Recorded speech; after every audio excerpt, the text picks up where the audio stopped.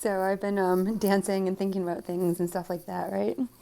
And so I did tell one fib this whole time, okay? This necklace, Matthew J. Richard bought for me up at Boom Babies in Syracuse up on the hill. And that's where I get a lot of my vintage clothes and stuff like that, right? We got out into the car and he pulled one out of his pocket for himself. And I was like, you bought it for me, but you shoplifted one for you? And he was like, I never do that. It's the only time I'll ever do it, I promise. And I was like, please, because you cannot be driving me around, the Native American store across the way. My dad goes there and blah, blah, blah. I can't date you if you're going to do that. That's what a goody two-shoe I was. And he was like, okay, I promise. I'll never do it again. Okay. But Jake, think about the time we went to the rave, no borders, no boundaries, and it was busted. And as everyone else is being hauled away, Mom pulled up at the stop line and was like, get in, right? And all that kind of different stuff, right? And so he still has his. And I kind of use them now for the chain links on the light switches. And so when I first moved in here, Mike was like, you can't turn the light on, you can't reach it. And I'm like, oh, there's a stool. And he's like, why'd you take the ropes off? And I was like, oh, I have them all in a bag, but I'm super sensitive. That stuff bothers me. And it interferes with my stuff. And when I need to, I just put this on. And I do that always. That's what we had in the shed. It's what they kind of have here, all those old-fashioned lights. And so that's why, Jake. That's how she knew.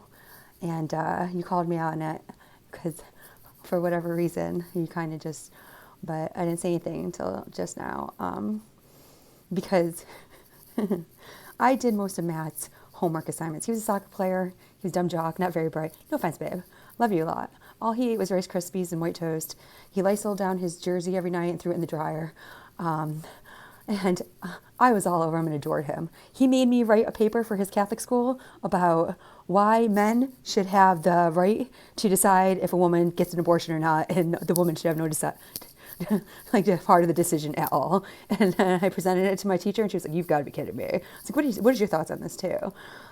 He made me write a paper on Hitler and why he was a feminist because he let women pee on him and all the like. I had to do a bunch of stuff. I was like, "I love you a lot to do this for you," But he had an older brother, and his name was Braden, and I was just thinking about that.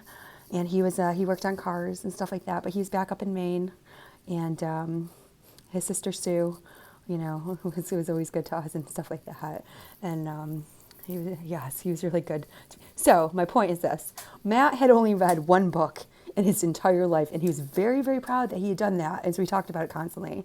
And I finally just looked that up. That only took me, our anniversary date was 0611, 1995, and I lost my virginity 0705.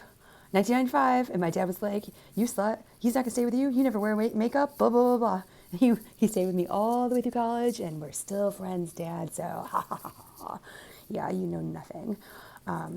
But we really just, clicked, and I adore him and his friends and stuff like that.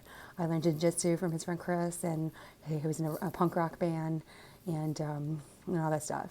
But this necklace, right, so blah, blah, blah. I only use that stuff. So, yeah, I don't know. Oh, so the book, duh. The book he had read was The Man in the Iron Mask by the Three Musketeers. And I've been waiting this long to look it up, finally. And I understand a lot now. So, love you, babe. Helmet.